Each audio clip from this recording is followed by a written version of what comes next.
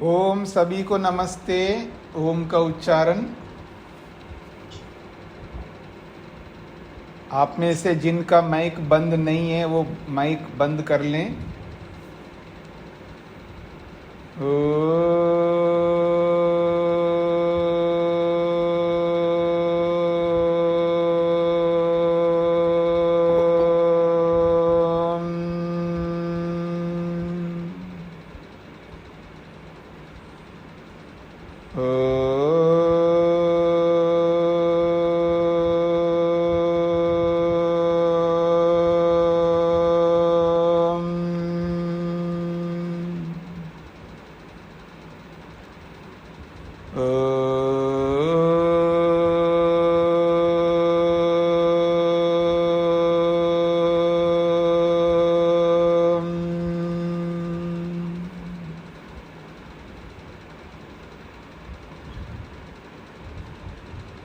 कक्षा संख्या 111 न्याय दर्शन के दूसरे अध्याय के प्रथम आहनिक के 30वें सूत्र को लेकर के विचार चल रहा है। पृष्ठ संख्या है 81। प्रश्न आपके सामने है कि प्रत्यक्ष में आत्मा और मन के सन्निकर्ष को यदि नहीं मानते हो तो विरोध आएगा, ये 29वें सूत्र में कहा है। आत्मा और मन के सन्निकर्ष को आप प्रत्यक्ष में नहीं मानोगे तो विरोध आएगा। उस विरोध का 30वें सूत्र में उत्तर दिया जा रहा है। तो मैं एक बार आपसे पूछ लूं कि विरोध सबको समझ में आ गया? क्या विरोध आएगा? अपना अपना हाथ खड़ा करके मेरे को जताइएगा। हाँ, हमें समझ में आया है। ठीक है, तो विरोध आपको समझ में आएगा तो उत्तर भी समझ में आ जाएगा। जी, एक बार इसका मतलब सार में बता देते क्या विरोध? वैसे समझ में आ गया लेकिन 2 लाइन में सारा। जी, प्रश्नकर्ता कहता है व्याहतत्वाद अहेतु। व्याहत का अर्थ होता है विरोध, तो व्याहतत्वाद का अर्थ है विरोध होने से आपका जो हेतु है वो अनुचित है, अहेतु है। तो सिद्धांती का हेतु था कि आत्मा प्रत्यक्ष में इंद्रियार्थ सन्निकर्ष ही मुख्य कारण है। इसके लिए उसने हेतु दिया था सुप्त व्यासक्त मनसाम इंद्रियार्थयो सन्निकर्षस्य ज्ञानम। जो पीछे सूत्र आया था, सोए हुए व्यक्ति को और किसी विषय में मन लगा हुआ है, किसी अन्य विषय में जिसने मन लगा, 27वां सूत्र है। सुप्त व्यासक्त मनसाम च इंद्रियार्थयो सन्निकर्ष निमित्तत्वात्। सोए हुए व्यक्ति को और किसी विषय में मन को लगाए हुए व्यक्ति को यदि अचानक किसी धमाके से, किसी तीव्र स्पर्श से जो ज्ञान हो रहा है प्रत्यक्ष, वहाँ पर इंद्रिय और अर्थ का ही सन्निकर्ष मुख्य है, क्योंकि ये बाहर से आ रहा है। ऐसा उसने हेतु दिया था 27वें सूत्र में। अब उसी हेतु को यहाँ पर 29वें सूत्र में गलत ठहरा रहा है प्रश्नकर्ता। विरोध होने के कारण से आपका ये जो हेतु है वो अनुचित है। क्या विरोध है वो इसमें ये समझाया है। यदि आप ये मानते हो आत्मा और मन का सन्निकर्ष प्रत्यक्ष ज्ञान में कारण नहीं है, तो एक साथ अनेक ज्ञान उत्पन्न होने लगेंगे। एक साथ ज्ञान उत्पन्न ना होने में हमने सभी ने ये स्वीकार किया था कि बीच में मन आता है, इसलिए एक साथ अनेक ज्ञान नहीं होंगे। इंद्रियों का अर्थों के साथ संपर्क रहते हुए भी, पांचों इंद्रियों का पांचों अर्थों के साथ संपर्क सन्निकर्ष रहते हुए भी सभी का ज्ञान न होने में बीच में एक कड़ी है जो मन है, वो मन जिसके साथ जुड़ता है, अर्थात जिस इंद्रिय के साथ जुड़ता है, वही इंद्रिय अर्थ के साथ जुड़ेगी, तभी उसी का प्रत्यक्ष होगा। भले पांचों इंद्रियां अर्थों के साथ जुड़ी हुई हो, उनका सन्निकर्ष हो रहा हो, इंद्रियों और अर्थों का सन्निकर्ष होते हुए भी सभी का ज्ञान नहीं होता है, क्योंकि बीच में मन आकर के वो मन जिस इंद्रिय के साथ जुड़ेगा और वही इंद्रिय जो है अर्थ के साथ जुड़ करके उसका ज्ञान कराता है। ये सिद्धांत है। अब इस सिद्धांत को आपने माना है तो प्रत्यक्ष में आप मन और आत्मा और मन का सन्निकर्ष नहीं मानोगे तो बीच में मन तो जुड़ेगा नहीं, तो इंद्रियां जो है सब अर्थों के साथ जुड़े रहेंगे। जब इंद्रियां सब अर्थों के साथ जुड़ी रहेंगी तो सबका एक साथ ज्ञान होने लगेगा। ये विरोध आएगा आपके पक्ष में, क्योंकि आपने ये मान रखा है कि मन जुड़ा रहेगा, इसलिए एक साथ अनेक ज्ञान नहीं होते, और आप प्रत्यक्ष में मन को स्वीकार कर नहीं रहे हो, इससे एक साथ अनेक ज्ञान होने लगेंगे, ये विरोध आएगा। ये प्रश्नकर्ता का प्रश्न है। पकड़ में आ गए जी सब लोगों को। अब इसका समाधान 30वें सूत्र में कह रहे हैं, ना का मतलब है कोई विरोध आने वाला नहीं। क्यों? अर्थ विशेष प्राबल्यात, विशेष अर्थ की प्रधानता होने से, विशेष अर्थ की प्रधानता होने से कोई विरोध नहीं आने का है। जब विशेष अर्थ की मुख्यता होती है, वहां क्यों विरोध आएगा? जब मुख्यता नहीं होगी तब विरोध आएगा। अर्थात जब विशेष कारण आता है ना, वो विशेष कारण सबके साथ नहीं आएगा ना। आप समझने का प्रयत्न करिएगा। कोई विशेष व्यक्ति आएगा तो वो सबके लिए थोड़ा आएगा, किसी विशेष के लिए आएगा। सबके लिए आएगा तो वो सामान्य हो जाएगा। मान लीजिएगा, उदाहरण दे दूं मैं कि प्रधानमंत्री मिलने आ रहे जी। भाई किन से मिलने आ रहे हैं? तेज नारायण जी से मिलने आ रहे हैं, तो विशेष बात होगी। और जब यह होगा जी सब लोगों से मिलने आ रहे हैं, तो विशेष का हुआ, सामान्य हो गया। मेरी बात पकड़ में आ रहा है? तो जब विशेष अर्थ की प्रबलता होगी तभी तो इंद्रियार्थ सन्निकर्ष को मुख्य बोला गया है। और विशेष अर्थ की प्रबलता क्या है वहां पर? एकदम धमाका हो गया, तीव्र धमाका। अब वो तीव्र धमाका जिसके साथ जुड़ेगा ना, उसी का तो ज्ञान होगा ना। यह विशेष स्पर्श हो रहा है तो विशेष स्पर्श जिसके साथ होगा उसी का ज्ञान होगा ना। बाकी सभी इंद्रियों का, सभी अर्थों के साथ ज्ञान क्यों होगा? यहाँ तो अर्थ विशेष की प्रबलता है, धमाका होने पर ऐसा हो रहा है।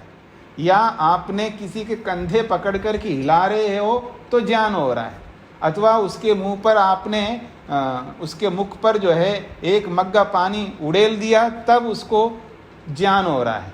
ये तो विशेष अर्थ की प्रबलता है ना यहाँ पर। तो विशेष अर्थ की प्रबलता जिसके साथ होगी उसी का ज्ञान होगा। सभी इंद्रियों से अर्थों का ज्ञान क्यों होगा? ये कहना चाह रहे। बात पकड़ में आ रही है आप लोगों को? तो कहते हैं न अर्थ विशेष प्राबल्यात। न का मतलब है कोई विरोध आएगा नहीं है। जो विरोध आप दिखा रहे हो वो कोई विरोध नहीं आएगा। क्यों? अर्थ विशेष प्राबल्यात, विशेष अर्थ की प्रधानता होने से, उसकी प्रबलता होने से, उसकी मुख्यता होने से। ये सूत्रार्थ हो गया। न अस्ति व्याघातः, व्याघात कहते हैं विरोध।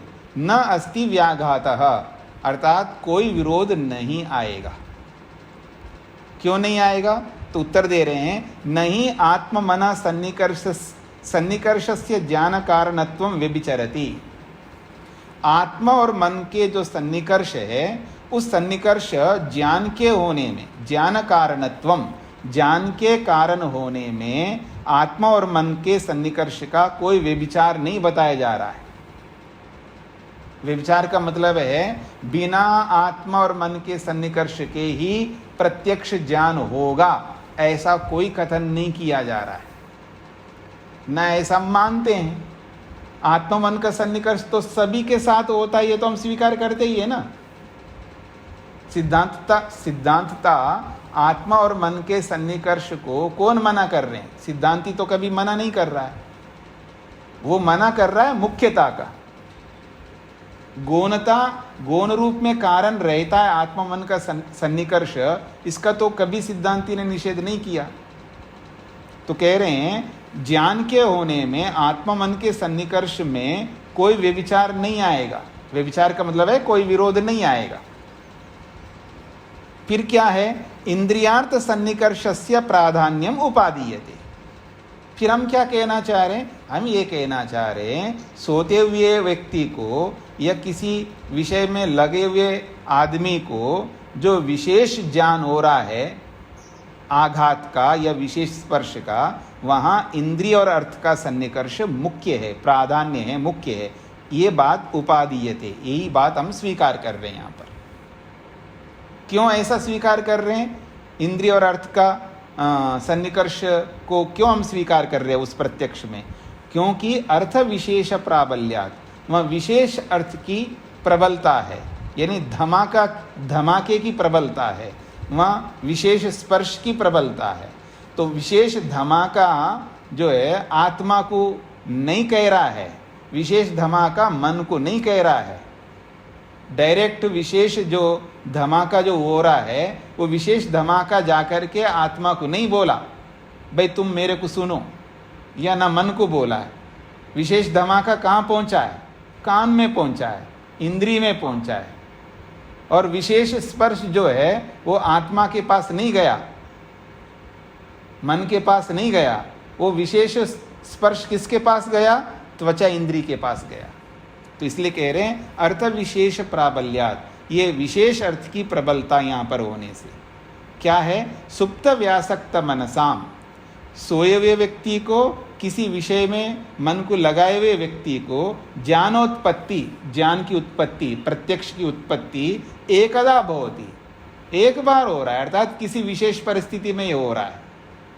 क्यों हो रहा है जी? अर्थ विशेषा, क्योंकि वहाँ पर कश्चिद एव इंद्रियार्थः, किसी एक इंद्रिय का जो अर्थ है वो विशेष है, वहाँ पर वही प्रबलता है। वहाँ पर तस्य प्राबल्यम, उसकी प्रबलता क्या है? तीव्रता, पटुता। तीव्रता पटुते जो है ये द्विवचन में है, एक ही शब्द है, तीव्रता पटुते, क्योंकि दोनों स्त्रीलिंग में तीव्रता पटुता। तो जब स्त्रीलिंग में होता है तो कन्या, कन्ये, कन्या, ऐसा होगा ना। तो ऐसे ही तीव्र पटुते ये द्विवचन में है। तो ध्वनि की, आवाज की तीव्रता है और स्पर्श की पटुता है, उसकी भी तीव्रता है। इनके वजह से ही इंद्रियार्थ सन्निकर्ष को मुख्य रूप से कारण बताया जा रहा है। तच्च अर्थ विशेष प्राबल्यम, और वह ये जो अर्थ विशेष की जो प्रबलता है, इंद्रियार्थ सन्निकर्ष विषयम, वो इंद्रिय और अर्थ का सन्निकर्ष का विषय बन रहा है। आप में से कौन है जो माइक बंद करके नहीं रखा है? हाँ जी। तो कहते हैं वो जो अर्थ विशेष की प्रबलता है वो इंद्रिय और अर्थ का सन्निकर्ष का ही विषय बन रहा है, न आत्म मनसो सन्निकर्ष विषय, और आत्म मन के सन्निकर्ष का विषय नहीं बन रहा है। जो अर्थ विशेष की जो प्रबलता है वो आत्म मन के सन्निकर्ष का विषय नहीं बन रहा है। किसका विषय बन रहा है? इंद्रिय और अर्थ का सन्निकर्ष का विषय बन रहा है। तस्मात्, इसीलिए इंद्रियार्थ सन्निकर्ष प्रधानमिति, इसलिए इंद्रिय और अर्थ का सन्निकर्ष ही मुख्य है। ये उत्तर दिया है। हाँ जी, मधु जी को क्या पूछना है? माइक खोला नहीं आपने। नमस्ते स्वामी जी। यहाँ जो सीधा कोई तीव्र ध्वनि हुई और उससे कानों को तो मन और आत्मा का यहाँ वो नहीं मानेंगे गौण रूप से उनकी जान रहा है मन और फिर वो आत्मा को पहुंचा रहा है। नहीं, पहले की ध्वनि पहले किसके पास गई? आत्मा। नहीं, वो मैं समझ गई बात की, ध्वनि कान के पास आई या स्पर्श हुआ तो स्किन को टच हुआ वो, लेकिन मन के पास फिर वो कब पहुंचेगा और आत्मा के पास कब पहुंचेगी वो बात? वो तो जब इंद्रिय के पास गया तो इंद्रिय मन के पास ले जाएगा, मन आत्मा के पास पहुंचाएगा। यहाँ भी हम ये मानेंगे कि आत्मा और मन जुड़ा हुआ है इंद्रिय के साथ। अच्छा, तो अभी तक हमने क्या बोला है जी? नहीं जुड़ा है बोला है कभी? नहीं, वो तो जुड़ा है गौण रूप से कि लगातार फिर वो हर बार जुड़ा जब है। जो कारण नहीं, जो कारण नहीं उसको क्यों लाते हो आप बार बार? हमने का मतलब है यहाँ बताने वालों ने क्या ये बोला है कभी भी आत्म मन जुड़ा ही नहीं है, कभी बोला है? नहीं, ये नहीं बोला। मेरे जो शंका है वो ये है कि आत्मा और मन जुड़ता है किसी इंद्रिय से, तभी वो ज्ञान मन के पास और मन से आत्मा के पास पहुंचता है। ये तो सामान्य प्रक्रिया बता रहे हो। विशेष ये हुई कि नहीं, विशेष क्यों नहीं मेरे को समझ आ रही। हाँ, तो क्यों आएगा समझ आप? क्योंकि आप तो उसी बात को दिमाग में रख रखा है आपने। जब ये बताया जा रहा है, धमाका हुआ है, तो आपने प्रक्रिया क्या? आत्मा प्रेरणा करती है, मतलब आत्मा प्रेरणा करता है मन को, फिर मन प्रेरित होकर के इंद्रिय के साथ जुड़ता है, और इंद्रियां बाह्य विषय के साथ जुड़ती है, तब हमें ज्ञान होता है। ये सामान्य प्रक्रिया है। तो क्या ये धमाका का जो आवाज आपने सुना या मैंने सुना, सामान्य नहीं? वो अब ये जो आवाज आपने सुना है, ठीक है ना, ऐसे नहीं समझ में आएगा आपको। अब ये जो आवाज आपने सुना है, क्या आत्मा ने प्रेरित किया इसको सुनने के लिए? बात को सुनते जाना, नहीं किया है ना। पहले ये मेरी इस भोंकलावट को आपकी इंद्रिय ने सुना है सबसे पहले, अर्थात ये आवाज इंद्रिय में पहुंची है पहले, फिर वो इंद्रिय जो है वो मन तक पहुंचाया, फिर मन आत्मा तक पहुंचाया, तब आप सचेत होकर के उसको जाना है। जानने वाला तो आत्मा ही है, लेकिन पहले पहुंचा किसके पास? इंद्रिय के पास। इंद्रिय। तो अर्थ का सन्निकर्ष किसके साथ हुआ? इंद्रिय के साथ हुआ। ये मुख्य है, हम ये कहना चाह रहे हैं। अच्छा। गौण की बात तो हमको करना ही नहीं है। गौण तो हम कब मान रहे हैं कि यहाँ आत्मा और मन का कोई सन्निकर्ष नहीं है, फिर भी ज्ञान हो रहा है। अरे होता तो आत्मा को है ना, चाहे इधर से आए चाहे उधर से आए, पर शुरुआत किसका है? इंद्रियार्थ का। जब तक इंद्रिय अर्थ के साथ सन्निकर्ष नहीं होगा, तब तक प्रत्यक्ष नहीं होने का है। चाहे उधर से शुरू करो चाहे इधर से शुरू करो। ये तो उदाहरण दिया है, उस बात को आप नहीं समझ रहे हैं, इसलिए ये उदाहरण दिया बाहर वाला। अब अंदर वाला भी देखेंगे। अंदर वाला भी आत्मा मन के साथ सन्निकर्ष करेगा, मन इंद्रिय के साथ सन्निकर्ष करेगा। जब तक इंद्रिय अर्थ के साथ सन्निकर्ष नहीं करेगा, तब तक प्रत्यक्ष नहीं होगा। तो मुख्य कौन होगा? इंद्रिय और अर्थ का सन्निकर्ष ही मुख्य होगा, और आत्मा मन का सन्निकर्ष तो सामान्य रहेगा, उसमें तो हमें कोई आपत्ति नहीं है, वो तो सभी ज्ञानों में है। तो उधर से भी चलो इधर से भी चलो, इंद्रियार्थ सन्निकर्ष ही मुख्य है। जी जी मुझे भी पूछना है कुछ जी। कि जब हम ये कहते हैं कि वो तो हमने पहले गौण रूप से मान लिया है आत्मा और मन का सन्निकर्ष, तो इसका अर्थ ये हुआ कि आत्मा में ज्ञान पहले से है। आत्मा तो ज्ञान उसका लक्षण है। आत्मा पहले से तो वो तो हर जगह है, तो आत्मा तो चेतन है, लेकिन मन तो चेतन नहीं है। तो मन के पास कैसे पहुंचती है चीजें? तो अभी तक रामायण हम सुन रहे थे, तो कैसे पहुंची आप ही बताओ? बाहर से पहुंचती है? स्वामी जी, मेरे विचार में ये था कि क्योंकि आत्मा में ज्ञान है, ज्ञान लक्षण है आत्मा का, तो आत्मा तो पहले से जुड़ी हुई है, इसलिए हम नहीं बोलते कि आत्मा और मन का सन्निकर्ष नहीं है। इसलिए हम बोलते हैं कि आत्मा और मन का सन्निकर्ष है, लेकिन आत्मा तो चेतन है पर मन तो अचेतन है। तो उससे क्या कहना चाह रहे हैं आप? तो उसके पास कैसे पहुंचती हैं सारी चीजें? मन के पास तो आपने अभी तक नहीं समझे। आप इतने समय से हम बताते जा रहे हैं, आत्मा मन के पास भी ज्ञान पहुंचता है, तभी तो वो पहुंचे हुए ज्ञान को आत्मा को दिखाता है। वो ये कोई जरूरी है क्या कि वो चेतन नहीं है तो उसके पास ज्ञान नहीं पहुंचे? ज्ञान तो कहीं भी रह सकता है, सब कुछ मन में रहता है। ये आपने कितने बार सुना है, फिर ये क्यों संशय हो रहा है आपको? हम कब कह रहे हैं आत्मा मन चेतन है, वो अपने आप जानता है, वो अपने आप समझता है। अभी तक हमने या सिद्धांती ने शास्त्र में कहीं अभी तक आपने नहीं पढ़ा है। जो नहीं पढ़ा है उसके ऊपर आप बार बार क्यों जाते हैं? इसलिए मूल सिद्धांत को जब समझ रहे होते हैं उसको एकाग्रता से बुद्धि में बिठाना चाहिए, और जब तक नहीं बैठती है तब तक आपको पूछ करके उसको समझ लेना चाहिए। तो पीछे बातों को उठा करके अगर आप लोग पूछेंगे तो आप आगे बढ़ ही नहीं सकते। ये समझ चुके हैं सब लोग कि ज्ञान कहीं भी रह सकता है, लेकिन उसका अनुभव केवल आत्मा करता है। मन में भी ज्ञान रहता है और गुण जैसे रहते हैं ज्ञान भी रहता है मन में, लेकिन उसका अनुभव मन नहीं कर सकता। ये पहले आपको बता चुके हैं और शास्त्र का प्रमाण भी दे चुके हैं, योग दर्शन का प्रमाण दे चुके हैं। यहाँ प्रारंभ में मन का लक्षण करते समय भी बता चुके हैं, देखो ये मन में सब रहता है,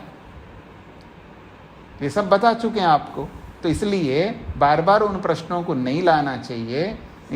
ऐसा लाएंगे तो फिर आप नहीं समझे उन बातों का ऐसा माना जाएगा। और आपको क्लियर नहीं है तो उस बात को पूछो, इसके साथ जोड़ करके मत पूछो। आपको अगर पूछना है जी वो सिद्धांत मेरे को अभी समझ में नहीं आया, तो उस सिद्धांत को बता दूंगा मैं, एक बार नहीं 100 बार बता दूंगा, मेरे को क्या लगेगा। लेकिन उसको इसके साथ जोड़ करके फिर वहीं पहुंचना नहीं आप लोगों को, बैक टू द पेविलियन नहीं पहुंचना है आपको। जहाँ से आपको संशय हो रहा था वहीं पर पहुंच जाएंगे तो फिर इसका मतलब है पहले की बात समझे नहीं है, ये माना जाएगा। इसलिए पिछली बातों को आप उठाएंगे, इसका ये मतलब होगा आपने समझा नहीं पिछली बातों को। इसलिए माता जी कि हमने का मतलब है सिद्धांत ने ये कभी नहीं कहा है वो जड़ है तो वो कैसे अनुभव करेगा। मन अनुभव कर ही नहीं सकता। और पहुंचने की बात है, ज्ञान पहुंचता है, ज्ञानवाहक नाड़ियों में ज्ञान जाता हमारे पूरे शरीर में। आप अंगूठे, पाँव के अंगूठे पे चुबाओगे, उस ज्ञान को ले जा करके मन तक पहुंचाएगा। वो उस ज्ञानवाहक नाड़ी से वो ज्ञान पहुंचेगा मन तक, फिर मन उस ज्ञान को आत्मा को दिखाएगा। इसलिए ज्ञान कहीं भी रह सकता है, अनुभव आत्मा करेगा। ये अपने दिमाग में मन में बिठा लो, सभी लोग बिठा लो। अभी कोई प्रश्न है तो पूछो, समझ में नहीं आए तो पूछो। अभी भी मैं बता रहा हूं कि ज्ञान कहीं भी रह सकता है, जड़ में भी रह सकता है, चेतन में भी रह सकता है। ज्ञान को रहने में कोई समस्या नहीं है, ये मैं नहीं बोल रहा हूं, शास्त्र बोल रहे हैं। लेकिन उस ज्ञान का अनुभव करने वाला केवल आत्मा है, चाहे वो परमात्मा हो या जीवात्मा हो। गुण कहीं भी रह सकता है। अब प्रकृति में कितने गुण हैं? प्रकृति अपने गुणों को बिल्कुल अनुभव नहीं कर सकता, लेकिन प्रकृति के गुणों को आत्मा अनुभव करता है। वृक्ष में कितने गुण होंगे? दुनिया भर की वस्तुओं में दुनिया भर के गुण हैं, और उन सारे गुणों को अनुभव करने वाला केवल चेतन है। तो चेतन अनुभव करता है, इसका मतलब वो चेतन के गुण नहीं माने जाएंगे। दूसरों के गुणों को भी अनुभव करता, अपने गुणों को भी अनुभव करता है। और 24 गुण जो है, कुछ गुण किसी में भी रहते हैं, कुछ गुण किसी में भी रहते हैं। तो ज्ञान गुण किसी भी जड़ वस्तु में रह सकता है, लेकिन उस ज्ञान गुण को अनुभव आत्मा करेगा। क्योंकि पृथ्वी गोल है, तो गोल का जो ज्ञान है, गोलाई का जो ज्ञान है, वो पृथ्वी का है। गंध का जो ज्ञान है, ये गंध है, और इतने इतने प्रकार का गंध है, ये ज्ञान उस गंध वाली वस्तुओं का है। ऐसे किसी भी वस्तु का जो भी ज्ञान है उसी वस्तु में रहेगा ना। प्रकृति का ज्ञान मेरे में थोड़ा रहेगा, आत्मा में थोड़ा रहेगा। प्रकृति का ज्ञान प्रकृति में रहेगा। समझने का प्रयत्न करो सब लोग। प्रकृति का ज्ञान प्रकृति का में रहेगा का मतलब है प्रकृति एक है तो एकत्व का ज्ञान प्रकृति में है। प्रकृति जो है सत्व रज तम, सत्व का ज्ञान सत्व में रहेगा, रज का ज्ञान रज में रहेगा और तम का ज्ञान तम में रहेगा। उसके जो जो गुण है उन सब गुणों का ज्ञान उसी वस्तु में रहेंगे, एक दूसरे को नहीं पता लगेगा लेकिन उसी में रहेंगे, उसका ज्ञान उसी में रहेगा।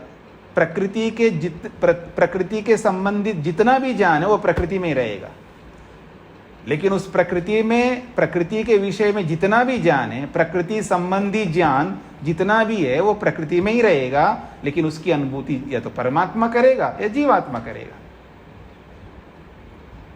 अब पकड़ में आ रहा है सबको? अब कोई भी पूछ सकते हैं, नहीं समझ में आए तो अभी पूछ लो, आज क्लियर कर लो, पाठ जाए बाद में कर लेंगे, नहीं तो आपको बार बार। मन के गुण जो है वो मन तक पहुंचते हैं अपने आप, उसमें गुण है मन के, मतलब अभी आपने जो बताया जी कि जितने भी जो भी गुण है वो मन में ही रहते हैं, ये बताना है, ये जानना है हमें।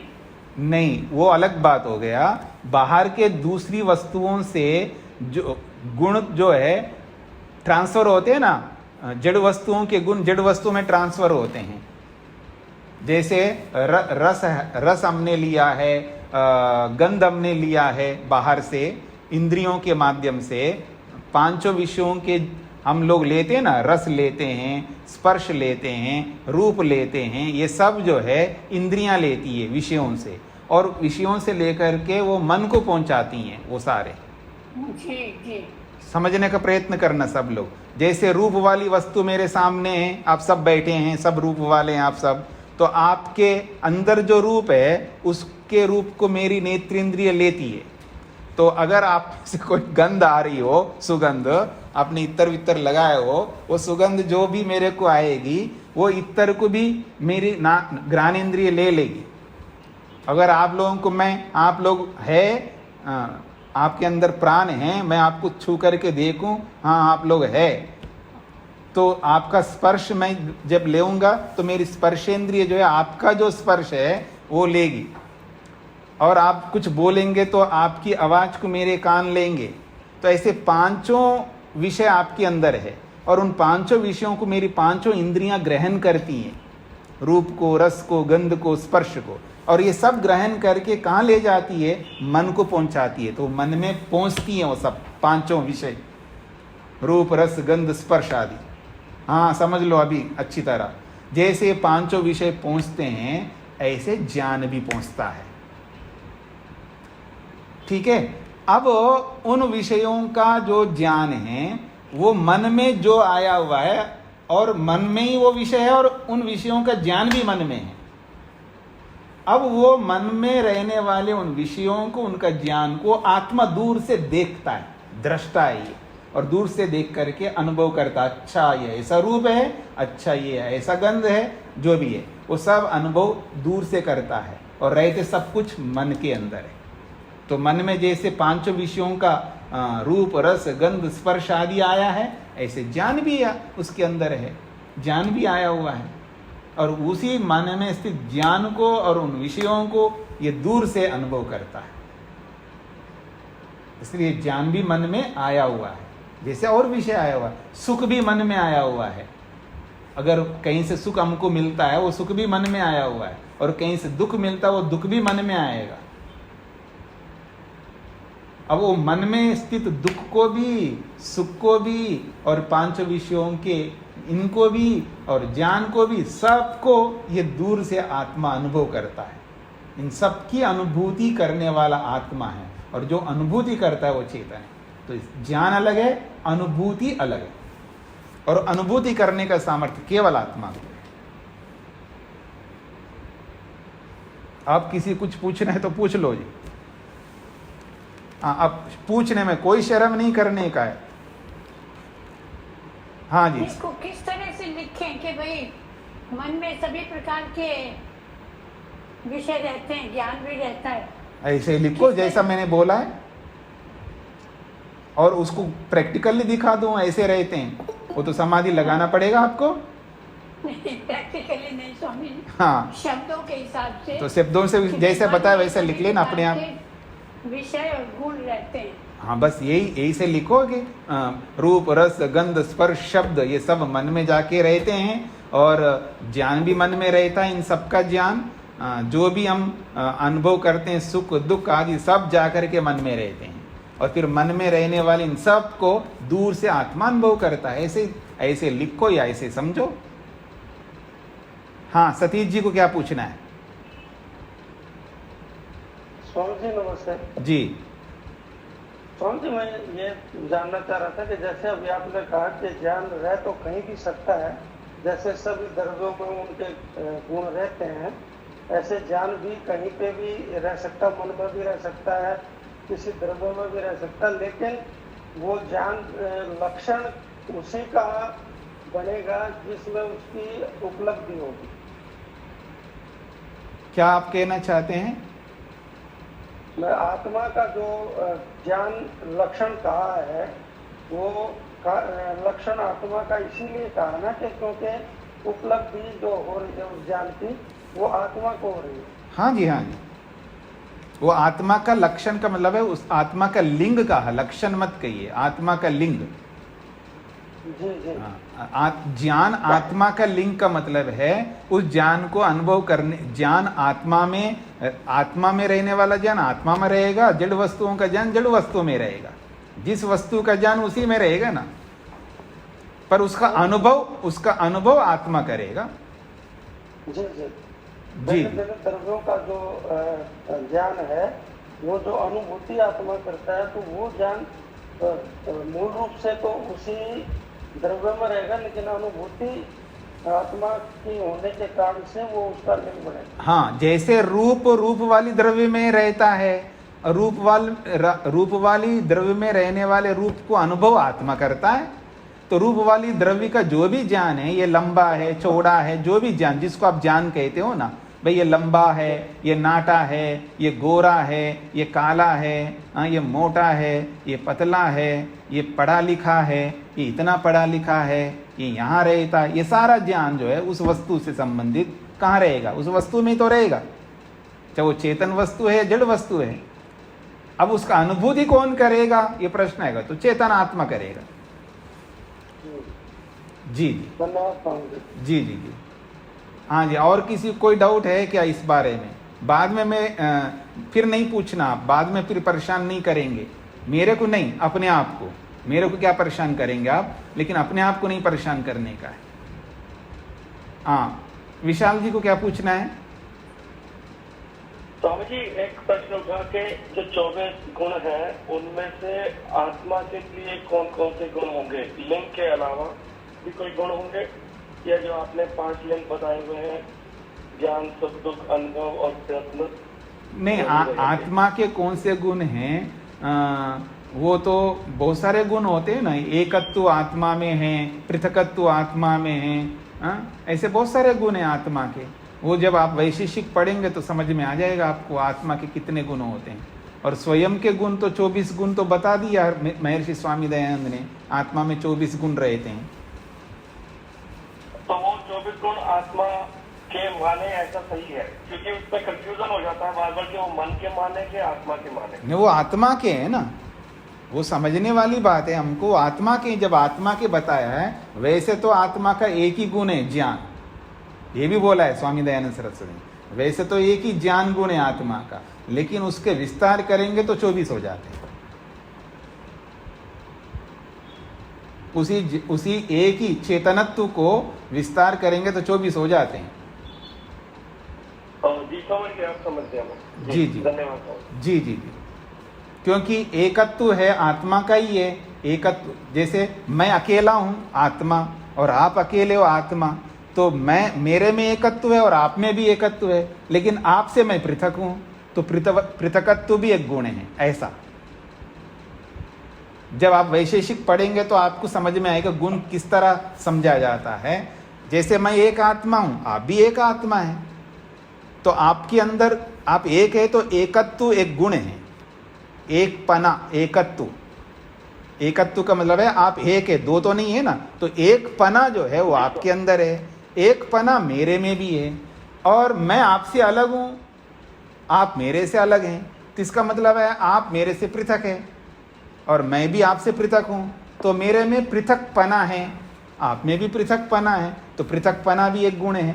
वो मेरी पृथकपना मेरा है, मेरी पृथकपना मेरी है, आपकी पृथकपना आपकी है, आपका एकपना आपकी है, मेरी एकपना मेरी है। ऐसे बहुत सारे गुण बनते जाएंगे हर वस्तु के। स्वामी जी, एक प्रश्न ये है कि जैसे मुझे अपने अंदर यदि एक गुण की कमी लगती है, वो जी। गुण तो मेरे अंदर है लेकिन मैं उसको अनुभव नहीं कर पाता अपने ही गुण को। उदाहरण के लिए 24 में से यदि प्रबलता या बल का गुण हो जी। और मैं उसे अनुभव नहीं करता, तो उसको किस प्रकार से, क्योंकि वो है तो मेरा ही, उसमें क्या ज्ञान की कमी के कारण मुझे नहीं पता चलता या फिर उसमें और भी कोई बाह्य कारण हो सकता है? हाँ जी, बहुत सारे कारण बनते हैं। सबसे बड़ा कारण तो ज्ञान का अभाव है। ज्ञान के अभाव से हम अपने आप को नहीं जान पाते हैं, अपने अंदर क्या क्या क्षमताएं सामर्थ्य है, ये ज्ञान के अभाव से हम जान नहीं पा रहे हैं। तो सबसे बड़ा कारण है ज्ञान का अभाव। और कहीं ज्ञान का अभाव नहीं है तो माहौल से प्रभावित होकर के भी हम अपने आप को नज़रअंदाज करके नहीं जान पाते हैं। कहीं शीघ्रता के कारण से नहीं जान पाते हैं, कहीं आलस्य के कारण से नहीं जान पाते हैं, कहीं प्रमाद के कारण से नहीं जान पाते हैं। ऐसे बहुत सारे कारण बनते हैं। अपने आप को ना जानने के बहुत सारे कारण बनते हैं, लेकिन प्रबल मुख्य कारण है अज्ञानता। धन्यवाद स्वामी। हाँ जी। हाँ, अनीता जी को क्या पूछना है? और स्वामी जी प्रणाम। मुझे ये पूछना था कि लिंग और लक्षण में कभी कभी कंफ्यूजन हो जाता है, दोनों की डेफिनेशन, मतलब कभी लिंग और लक्षण को हम लोग बीच में मिक्स कर देते हैं कि लिंग अलग, ऐसा लगता है कि ये भी लक्षण और लिंग दोनों अलग अलग हैं, तो उनकी डेफिनेशन कैसे करेंगे, मतलब ये थोड़ा सा समझना। नहीं, लिंग से आप क्या समझते हो पहले बताओ। मतलब आत्मा जैसे भेद एक तरह से, नहीं। उसके जो गुण हैं, इधर उधर मत जाना पटरी से, जो पूछा जा रहा है उसका उत्तर देना। लिंग का मतलब बताओ। लिंग मतलब जो आत्मा में ही के ही अपने गुण है, ऐसा मतलब वो जो स्वाभाविक है, वो मुझे समझ आता है कि जो स्वाभाविक गुण है। मतलब लिंग का मतलब है स्वाभाविक गुण है। किसी ने बताया आपको ऐसा? कहीं शास्त्र में पढ़ा है ऐसा आपने?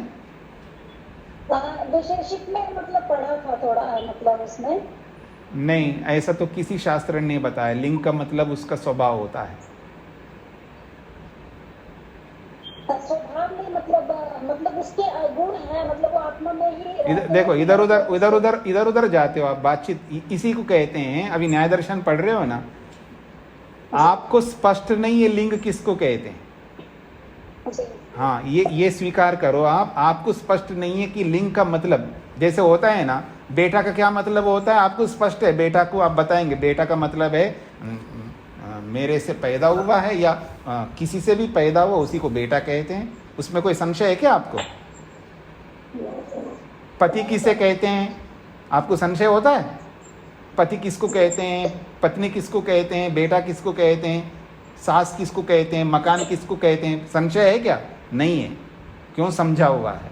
तो ऐसे ही वैसा ही इनको भी समझना है, और इनको समझने का एक ही उपाय है स्वाध्याय। और अच्छी तरह स्वाध्याय करना है, अच्छी तरह पढ़े हुए को समझना है, उसके लिए टाइम देना है, एक बार नहीं अनेक बार समझ करके उसको दिमाग में बिठाना है। तो लिंग का मतलब, इधर उधर मत भागो, लिंग का मतलब है चिन्ह, पहचानने का सिंबल। किसी को भी पहचानने का जो सिंबल होता है उसको लिंग कहते हैं, चिन्ह कहते हैं। चिन्ह कहो, पहचानने का लिंग, पहचानने का आधार लिंग कहो, पहचानने का साधन, यानी किसी वस्तु को पहचानने का जो साधन है उसको लिंग बोलते हैं, उसको चिन्ह बोलते हैं, उसको सिंबल बोलते हैं। ये है लिंग का मतलब। और परिभाषा का मतलब है इन लिंगों से जिस वस्तु को समझाया जा रहा है। बहुत सारे लिंगों के माध्यम से किसी वस्तु को, किसी चीज को जब समझाया जाता है, उस पूरे को परिभाषा कहते हैं। हाँ, जैसे आत्मा को समझाने के लिए एक परिभाषा की है क्या परिभाषा की है कि आत्मा उसको कहते हैं जिसमें इच्छा हो, जिसमें द्वेष हो, जिसमें प्रयत्न हो, जिसमें ज्ञान हो, जिसमें सुख की अनुभूति हो, जिसमें दुख की अनुभूति हो, उसको आत्मा कहते हैं। ये है लक्षण। किसी को समझाने के लिए बहुत सारी बातों से जब समझाया जाता है, किसी वस्तु को समझाने के लिए बहुत सारी बातों को बोल करके समझाया जाता है, उसको कहते हैं लक्षण। इन सब से आत्मा पहचान में आ रहा है। इन सब से जिसमें ज्ञान हो, जिसमें सुख दुख की अनुभूति हो, जिसमें इच्छा हो, जिसमें द्वेष हो, जिसमें प्रयत्न हो, उसको आत्मा कहते हैं। तो ये तो उसका लक्षण हो गया। अर्थात बहुत सारी चीज़ों से जब किसी वस्तु को समझाया जाता है उसको लक्षण कहते हैं। और लिंग का मतलब है कोई चिन्ह, कोई सिंबल जो उसको पहचानने का एक साधन, वो लिंग है। तो और लिंग जो है पहचानने के जो लिंग होते हैं, साधन होते हैं, वो दो प्रकार के होते हैं। अब सब लोग समझ लो, जो लिंग होते हैं, साधन होते हैं, किसी वस्तु को समझने का साधन जो होता है उसी को लिंग कहते हैं, उसी को चिन्ह कहते हैं, उसी को सिंबल कहते हैं। वो सिंबल दो प्रकार के होते हैं। वो सिंबल बाहर के भी होते हैं और उस वस्तु के खुद के भी होते हैं। हाँ, सब लोग समझ लो, जो भी सिंबल होते हैं, चिन्ह होते हैं, लिंग होते हैं, वो लिंग बाहर के भी हम लगा सकते हैं और उस वस्तु के भी हो सकते हैं। तो अब हमें ये समझना होता है, वो सब सिद्धांत ही बताएगा भाई कौन से सिंबल जो है उसके खुद के हैं और कौन से बाहर के हैं। जब उसी वस्तु से संबंधित बातों को पढ़ेंगे तो जिस वस्तु से संबंधित बातों को पढ़ेंगे तब हमको पता लगता है कि ये बाहर के हैं और ये कुछ उसके खुद के हैं। तो जब जो वस्तु आएगा वहाँ पर पता लग जाएगा कि भाई इसमें उसके खुद के कौन से सिंबल हैं और बाहर से कौन सा इन्होंने एडॉप्ट किया है, पता लगता है। जो आंख बंद करता है, खोलता है, वहाँ आत्मा होता है। यानी आत्मा का पहचानने का एक लिंग बताया है कि जो उन्मेष निमेष करता हो वहाँ आत्मा है। तो जो आंख बंद करना खोलना ये भी सिंबल है आत्मा को पहचानने का, ठीक है ना। जहाँ श्वास चल रहा हो, जहाँ लाइफ जिसमें कहते हैं ना इनहेल एक्सेल, जहाँ श्वास प्रश्वास चल रहा हो, जहाँ श्वास प्रश्वास चल रहा हो वहाँ पर भी आत्मा है। तो वो भी एक सिंबल है। तो ऐसे बहुत सारे सिंबल है आत्मा को पहचानने के लिए। तो उनमें से कौन से सिंबल हैं जो बाहर से लिया है, कौन से उसके खुद के है, उसी प्रसंग से पता लगता है। वहाँ बताने वाले बताते हैं, पूछने वाले पूछने पर। मेरी बात समझने का प्रयत्न करना। क्या बोला मैंने? पूछने वाले पूछने पर बताएंगे, नहीं तो अपने आप समझ लेता है व्यक्ति। बाहर के इतना समझ आ जाता है व्यक्ति को, पढ़ते पढ़ते अपने आप पता लगता है। और नहीं पता लग रहा है, संशय हो तो पूछ लेगा तो बता देंगे। क्योंकि सारी बातें जो है बताने वाला, पढ़ाने वाला नहीं बताता है।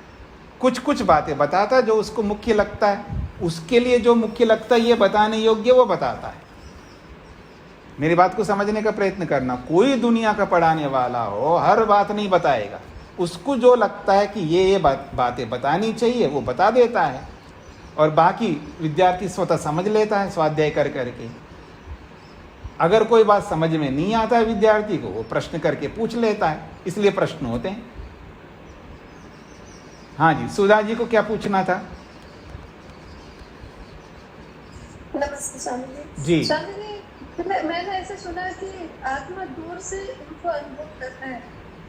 देखिए, इससे संबंधित बात करेगा। आप इधर उधर की बात करोगे तो फिर और लोग भी पूछने लगेंगे, पाठ समाप्त रहेगा हमारा।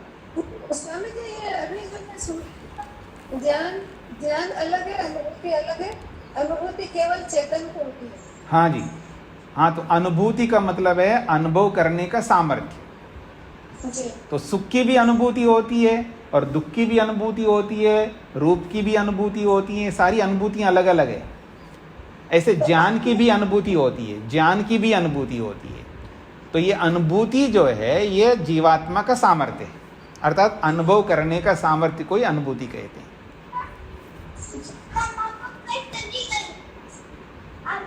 धन्यवाद स्वामी जी जी।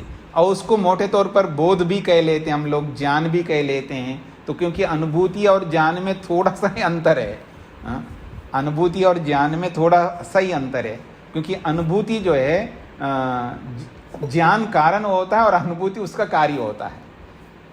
तो वो अनुभूति जो है, अनुभूति करने का जो सामर्थ्य वो जीवात्मा के अंदर है, यानी महसूस करना आप बोल सकते हो, अनुभव करना कह सकते हो, अनुभूति करना कह सकते हो। ये सब अलग अलग शब्द हैं, लेकिन ये एहसास जो होता है वो ज्ञान का भी होता है, अनुभूति ज्ञान का भी होता है, अनुभूति जो है रूप का भी होता है। सब चीज़ों की जितने भी गुण हैं, सब गुणों की अनुभूतियाँ होती है, और वो सारी अनुभूतियाँ अलग अलग होती हैं। पकड़ में आ गए जी? और पूछ लो जो पूछना है जिनको। इसी हाँ, मधु जी को क्या पूछना है? स्वामी जी, अभी आपके बताने से ही प्रश्न और उठा। आपने संभवतः मैंने गलत लिखा हो तो बता दीजिएगा कि ज्ञान आत्मा का लिंग है और आत्मा का ज्ञान आत्मा में रहेगा। तो आत्मा के पास तो कुछ रहता नहीं, वो केवल अनुभूता है। तो आत्मा का ज्ञान आत्मा में कौन सा ज्ञान रहेगा, कैसे रहेगा? हाँ ठीक है, थोड़ा सा आप भी विचार कर लो, आपको भी समझना चाहिए। पहले आप विचार कर लो इस बारे में, फिर मैं बताता हूँ। मोहनलाल जी को क्या पूछना है जी? ठीक है स्वामी जी, नमस्ते जी। स्वामी जी, आत्मा के जो ये 6 लक्षण बताए हैं, क्या हम इनको लिंग भी कह सकते हैं आत्मा के? वो लिंगी बताए ना, वहाँ लिंगी कहा है वो। जी ठीक है स्वामी जी, धन्यवाद। वो लक्षण का मतलब है वो आत्मा के ये 6 लिंग है, वो लिंग है, लक्षण नहीं है। लक्षण तो परिभाषा है, लक्षण तो एक ही होता है। आत्मा के 6 लक्षण नहीं है, आत्मा का एक लक्षण है, और उस एक लक्षण में ये 6 लिंग है। हाँ, शब्दों को बदल लीजिएगा आप। परिभाषा का मतलब है लक्षण, लक्षण कहो परिभाषा कहो एक ही बात है। तो वो आत्मा के 6 लक्षण नहीं है, आत्मा के 6 लिंग है। आत्मा का तो एक ही लक्षण है जी। हाँ, स्पष्ट हो गया जी मोहनलाल जी? ठीक है स्वामी जी, जी धन्यवाद। हाँ, अब मधु जी ने जो पूछा है कि आत्मा का, आपने कहा सब बाहर रहता है, आत्मा में तो बाहर वाला कुछ आता नहीं है। तो आत्मा का अपना मैं हूँ, ये ज्ञान आत्मा का ही है ना। मैं इच्छा स्वरूप हूँ, मैं ज्ञान स्वरूप हूँ, मैं प्रयत्न स्वरूप हूँ। जो भी जीवात्मा का अपने ज्ञान तो बहुत है, आत्मा जीवात्मा का भी ज्ञान अपना है, उसके पास रहेगा। जीवात्मा का जो ज्ञान है जीवात्मा का रहेगा, और बाहर से जो ज्ञान आएगा वो मन में रहेगा। जीवात्मा का ज्ञान क्या है स्वामी जी? फॉर एग्जाम्पल, जैसे आपने कहा मैं हूँ, ये तो अहंकार से पता चलता है ना। महतत्व और अहंकार जो बना सत्व स्तंभ से, उससे वो अनुभव करता है कि मैं हूँ। तो वो मैं हूँ ज्ञान किसका है? अच्छा, अब मैं हूँ ज्ञान किसका है? अहंकार का है? नहीं, ज्ञान आत्मा का है और अहंकार से अनुभव करता है। हाँ, तो मैंने तो कहा ही नहीं अहंकार। मैं प्रश्न पूछ रही हूँ, मैं जानना चाहती हूँ। अहंकार से अनुभव करता है जीवात्मा। मैं हूँ इस ज्ञान का अनुभव अहंकार के थ्रू करता है, लेकिन ये मैं हूँ ज्ञान किसका है? अच्छा, ये ज्ञान आत्मा का है। बस ये है, ऐसे बहुत सारे ज्ञान है आत्मा का। अल्पज्ञ का मतलब ये नहीं कि वो कुछ नहीं जानता, बहुत कुछ अपने बारे में तो बहुत कुछ, उसका आत्मा का ज्ञान तो बहुत है। बहुत का मतलब है जितना आत्मा है उतना है उसका ज्ञान। अब मान लो स्वामी जी, वो जान स्वयं नहीं सकता, जानने के लिए उसको किसी उपकरण की आवश्यकता है। ये अलग बात हो गई ना। देखिए, बीच में दूसरी बात को क्यों मिलाते हो? जिसकी बात हो रही है वही बात करो ना, बीच में दूसरी बात को मत जोड़ो। ये प्रसंग ही नहीं है कि वो स्वयं करता है नहीं करता है। आत्मा का ज्ञान है या नहीं ये प्रसंग चल रहा है। तो आत्मा का बहुत ज्ञान है। बहुत का मतलब है उसका, वो जितना आत्मा है उतना ज्ञान है उसका। अगर हमने कहा, मतलब प्रमाण ये कहता है जीवात्मा का 24 गुण है, तो 24 गुणों का ज्ञान जीवात्मा को है। मैं ऐसा हूँ, मैं ऐसा, मैं इच्छा वाला हूँ, मैं प्रयत्न वाला हूँ, मैं एक हूँ, मैं पृथक हूँ, मैं ऐसा, जो भी उसका ज्ञान है, बहुत कुछ है ना उसका। उससे संबंधित जितना भी ज्ञान उसी का तो है, उसी में रहता है। अल्प तो किसी अपेक्षा से है ना, थोड़ा ज्ञान। थोड़ा ज्ञान का मतलब है बहुत थोड़ा है। बहुत थोड़ा का मतलब किसकी अपेक्षा से? प्रकृति की अपेक्षा से है, परमात्मा की अपेक्षा से है, संसार की अपेक्षा से है। संसार तो बहुत लंबा चौड़ा है जी, उसके सामने जीवात्मा का ज्ञान तो बहुत थोड़ा है। प्रकृति का तो कितना ज्ञान है, और परमात्मा तो सर्वव्यापक है, उसका कितना ज्ञान है। तो प्रकृति की अपेक्षा से, सत्वर स्तंभ की अपेक्षा से, परमात्मा की अपेक्षा से जीवात्मा का ज्ञान बहुत थोड़ा है, उनकी अपेक्षा से थोड़ा है। लेकिन उसी को ध्यान में रख करके उसका भी तो बहुत कुछ ज्ञान है ना। हाँ जी सुधा जी, आपको और पूछना है? आपका हाथ खड़ा हुआ है। हाँ, हाथ हटा दीजिएगा जी। तो समय हो रहा है जी, 10 मिनट है हमारे पास में, तो अब आगे बढ़ें, जितना भी पढ़ लेंगे। तो कहा है कि कोई विरोध नहीं आएगा, नहीं आत्म मन सन्निकर्ष से ज्ञान कारणत्व विविचरति। आत्मा और मन के सन्निकर्ष, ज्ञान के कारण में आत्मा और मन का जो सन्निकर्ष है यह व्यभिचार को प्राप्त नहीं होता, अर्थात इसमें कोई विरोध नहीं आएगा। इंद्रियार्थ सन्निकर्षस्य प्राधान्यम उपादीयते। हम केवल इंद्रिय और अर्थ के सन्निकर्ष को ही मुख्यता से ग्रहण करते हैं, आत्मा मन के सन्निकर्ष का हम निषेध नहीं करते हैं, क्योंकि आत्मा मन का सन्निकर्ष भी ज्ञान के होने में कारण बनता है, उसमें हम कोई विरोध नहीं जता रहे हैं। हम केवल इतना कहना चाह रहे हैं इंद्रियार्थ सन्निकर्ष मुख्य है, ये हम ग्रहण कर रहे हैं। क्यों? अर्थ विशेष प्राबल्यात ही, क्योंकि विशेष अर्थ की यहाँ पर प्रबलता है। क्या है वो विशेष अर्थ की प्रबलता? सुप्त व्यासक्त मनसाम ज्ञानोत्पत्ति एकदा भवति। सोए हुए व्यक्ति को या किसी अन्य विषय में मन को लगाए हुए व्यक्ति को जो प्रत्यक्ष ज्ञान की उत्पत्ति हो रही है वो एकदा भवति, कभी कभी होता है। मतलब कभी कभी का मतलब है कोई विशेष ध्वनि आ गया या कोई विशेष स्पर्श आया तब हो रहा है, क्योंकि वो अर्थ विशेष है। तो अर्थ विशेष क्या है? तो कहा कश्चिदेव इंद्रियार्था, कोई किसी एक इंद्रिय अर्थ का, किसी एक इंद्रिय अर्थ की प्रबलता है। सभी इंद्रियों के अर्थों की प्रबलता थोड़ा बताया जा रहा है यहाँ पर, किसी एक इंद्रिय की प्रबलता है यहाँ पर, चाहे वो नेत्रेंद्रिय, चाहे वो कर्णेंद्रिय की प्रबलता हो या स्पर्शेंद्रिय की प्रबलता हो, एक ही इंद्रिय के अर्थ की प्रबलता है यहाँ पर। और सबकी प्रबलता अगर आए तो सामान्य हो जाएगा। तो कह रहे हैं अर्थ विशेष का मतलब ये है कश्चिदेव इंद्रियार्था, किसी एक इंद्रिय के अर्थ को ही यहाँ पर विशेष प्रबलता के रूप में ग्रहण किया जा रहा है। तस्य प्राबल्यम, और उस एक इंद्रिय के जो अर्थ की जो प्रबलता है वो क्या है? तीव्रता है, पटुता है, यानी बहुत धमाका वाला शब्द या बहुत तीव्र स्पर्श, उसी की प्रबलता के कारण से इंद्रिय को पहुंचा है, और वो इंद्रिय मन तक पहुंचा है और मन आत्मा तक पहुंचा है। तब आत्मा ने कहा हाँ इसका अनुभव कर लो, तब अनुभव हुआ। तो पहले इंद्रियार्थ सन्निकर्ष जो है, मतलब अर्थ का इंद्रिय के साथ सन्निकर्ष पहले हो रहा है। इससे पता लगता है इंद्रियार्थ सन्निकर्ष ही मुख्य है, उसके बिना प्रत्यक्ष हो ही नहीं सकता। ये इसका अभिप्राय है। तच्च अर्थ विशेष प्राबल्यम इंद्रियार्थ सन्निकर्ष विषयम। तो ये जो अर्थ विशेष की जो प्रबलता है वो इंद्रियार्थ सन्निकर्ष का ही विषय बनता है।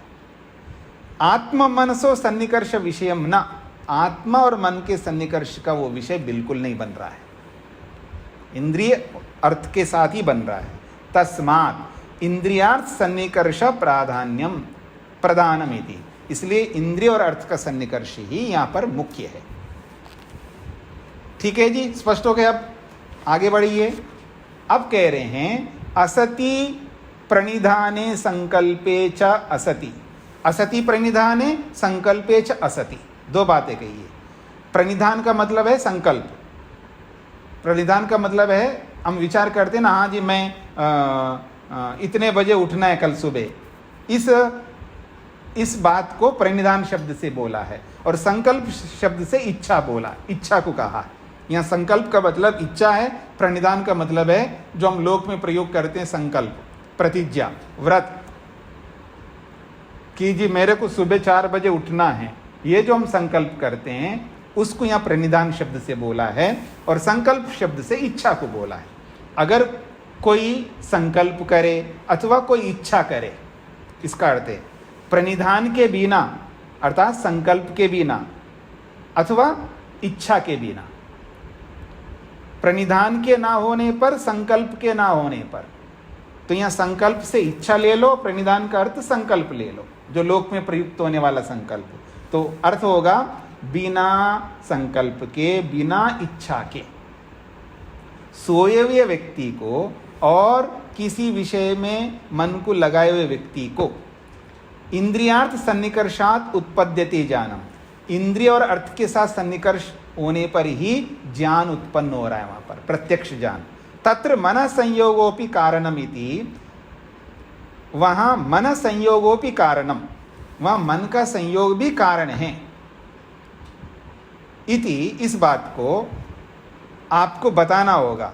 मनसी क्रिया कारणम वाच्यम, मन में जो क्रिया हुई है, अर्थात जब तक मन प्रेरित नहीं होगा तब तक आत्मा को ज्ञान नहीं होगा, और मन को प्रेरित आत्मा ने किया ही नहीं है। तो अब मन कैसे प्रेरित हुआ, मन में क्रिया कैसे हुई है, उस कारण को आपको बताना पड़ेगा। प्रश्नकर्ता ये कह रहा है, पंक्ति का फिर से बता दीजिए। हाँ जी, जब किसी आदमी ने कोई संकल्प करके तो सोया नहीं, ना इच्छा करके सोया, भाई सुबह रूटीन में नॉर्मल होता है जो सुबह 4 बजे रोज उठता हूं मैं, ऐसे रोज कल भी उठूंगा, उसकी इच्छा है। एक होता है विशेष हम संकल्प करते, नहीं कल मेरे को गाड़ी पकड़नी है, मेरे को हर हालत में 4 बजे उठना है, ये हो गया संकल्प प्रणिधान। और एक होता है रोज मैं उठता हूँ 4 बजे, तो रोज इच्छा करता हूँ जी मैं, हाँ रोज की तरह कल भी मेरे को सुबह 4 बजे उठना है, वो इच्छा है व्यक्ति। तो ना तो उसने इच्छा की है और ना विशेष संकल्प किया, उसके बिना ही जो सोया हुआ व्यक्ति या किसी विषय में लगा हुआ व्यक्ति को जो इंद्रियार्थ सन्निकर्ष से जो ज्ञान उत्पन्न हो रहा है, वो जो ज्ञान उसको उत्पन्न हुआ है, उस ज्ञान में मन का संयोग भी कारण है, क्योंकि बिना मन के संयोग से उसको ज्ञान नहीं होगा। तो अब वो जो मन को जो प्रेरित तो आत्मा ने किया नहीं है, तो उसको किसने प्रेरित किया है, जिससे मन में क्रिया हुई,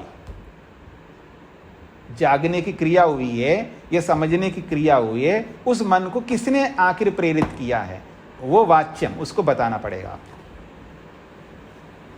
पकड़ में आ रहेगी प्रश्न? तो अब बताएंगे वो क्या कारण है। कहते हैं यथैव ज्ञातु खलु अयम इच्छा जनितः प्रग्रहो मनसा प्रेरका आत्मगुणः एवं आत्मनि गुणांतरम सर्वस्य साधकम प्रवृत्ति दोष जनितम अस्ति। कहते हैं जिस प्रकार से, यथैव जिस प्रकार से, ज्ञाता खलु अयम, ये जो जीवात्मा है, इच्छा जनिता, इच्छा से उत्पन्न जो प्रग्रह, प्रग्रह का अर्थ है प्रयत्न, आत्मा की इच्छा से जो प्रयत्न उत्पन्न होता है, उस प्रयत्न के कारण से मनसा प्रेरका, वो मन का प्रेरक बनता है। यानी आत्मा की इच्छा होती है कि मैं इस चीज को जानूं, तो उस इच्छा से आत्मा में एक प्रयत्न गुण प्रकट होता है, और वो प्रयत्न जो है मन को प्रेरित करता है। मनसा प्रेरका, वो मन का प्रेरक बनता है वो प्रयत्न, और वो प्रेरक जो बन रहा है प्रयत्न, वो आत्मगुण, वो आत्मा का गुण है। भाई कोई व्यक्ति इच्छा करता है ना कि मैं इस वस्तु को जानूं, तो उस वस्तु को जानूं इच्छा करने से ही जान नहीं सकता, वो आत्मा का एक ऐसा गुण है, वो कार्यान्वित तो होता है जिसका नाम है प्रयत्न, और वो प्रयत्न जो है मन के साथ जुड़ता है, फिर मन प्रेरित होता है, फिर मन प्रेरित होकर के मन जो है इंद्रिय के साथ जुड़ता है, और इंद्रिय प्रेरित होकर के वो विषय के साथ जुड़ता है। ये प्रक्रिया है। तो जिस प्रकार से आत्मा की इच्छा से आत्मा का जो प्रयत्न है वो मन के साथ जुड़ता है, तब मन प्रेरित होता है, तो इसलिए वो आत्मगुणा, वो आत्मा का गुण है। कौन? प्रयत्न। एवं इसी प्रकार से आत्मनि गुणांतरम, आत्मा में रहने वाले एक और गुण है जो कि सर्वस्य साधकम, सभी विषयों का वो साधक है, सभी विषयों का वो कारण बनता है, जो कि प्रवृत्ति दोष जनितम, वो प्रवृत्ति से उत्पन्न होता है वो कारण, वो दोषों से उत्पन्न होता है। कौन है जी? वो अदृष्ट, जिसको हम कहते हैं, जो कि धर्माधर्म है, उसको धर्माधर्म कहते हैं, अदृष्ट कहते हैं, जो सबका कारक है। सर्वस्य साधकम का मतलब है सबका साधन है, सबका कारक है, उससे प्रेरित होता है। ये न प्रेरितम, उस अदृष्ट से, उस धर्माधर्म से प्रेरित होकर के मन इंद्रिये न संबध्यते, मन जो है उस धर्माधर्म से प्रेरित होकर के मन इंद्रिय के साथ जुड़ जाता है, तब आदमी उस वस्तु को जान लेता है। ये कहना चाह रहे। ये बात पकड़ में आ रहा है जी? नहीं आ रहा है? कंप्यूटर चलाते हैं आजकल लोग, बहुत सारे लोग चलाते हैं। कंप्यूटर में एक सिस्टम बना हुआ है कि अगर बैटरी लो होने लगे तो वो आपको बीप बीप करके आपको अलर्ट करता है। तो कंप्यूटर के अंदर एक हमने धर्म सेट करके रखा है, अगर इसमें कोई वायरस आ जाए तो मेरे को आप बीप बीप करके जता देना। अगर आप मैं गलत फाइल दबा रहा हूँ तो वो मेरे को संकेत करता है। मैं नहीं खुद संकेत करता, मैं खुद अपनी ओर से बहुत सारे काम नहीं करता हूँ। कुछ जो है शरीर के अंदर अपने आप काम होते हैं। अपने आप का मतलब है कुछ हमने सेट किया है, एक ऐसा गुण है वो खुद करता है। आत्मा सीधा सीधा सबके साथ जुड़ करके खुद आत्मा प्रेरित करे ही तो होता है, ऐसा नहीं होता है। उसी का नाम है अदृष्ट, धर्माधर्म, ठीक है। और वो प्रवृत्ति और दोष से उत्पन्न होता है। प्रवृत्ति का मतलब है जो हम पीछे प्रवृत्ति को पढ़ा है ना, प्रवृत्ति को भी पढ़ा है, दोष को भी पढ़ा है। प्रवृत्ति क्या है? प्रवृत्ति से हम पाप और पुण्य कर्म करते हैं, और दोष जो है वो अविद्या है, राग द्वेष आदि। तो राग द्वेष आदि के कारण से पाप पुण्य बहुत इकट्ठा करते हैं, और वो पाप पुण्य रूपी धर्माधर्म है, उसको अदृष्ट कहते हैं। उस अदृष्ट के कारण से बहुत सारे काम होते हैं, और उन बहुत सारे कर्मों में ये भी एक कर्म है, वो अदृष्ट मन को प्रेरित करके इंद्रिय को प्रेरित कर देता है। हाँ जी, मेरी ओर देखिएगा।